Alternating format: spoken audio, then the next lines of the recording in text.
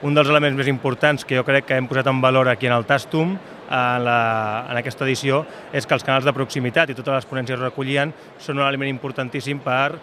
promocionar i dimensionar unes xarxes de proximitat que tenim a la nostra indústria agroalimentària i que cada cop tenen una major qualitat. I en aquest sentit, la meva ponència versava sobre el pla d'impuls i el pla de reforç d'aquesta estructura de comercialització de venda directa i de venda en proximitat, vertebrant-lo sobre 3 eixos principals. Un és l'augment i la transmissió del valor afegit d'aquests productes i la informació al consumidor sobre les propietats i el valor afegit que tenen. Una altra és la vertebració del sector i la consolidació d'un sector amb competitivitat, amb economies d'escala i amb sinergies. I la tercera és, a partir de la implicació de totes les administracions, des de la Generalitat fins als municipals, passant pels consells comarcals i les diputacions, vertebrar campanyes de promoció i integració en el territori d'aquest producte, de forma que puguem passar d'una xifra al voltant del 3% a una xifra del 7% en volum de ventes en els pròxims anys.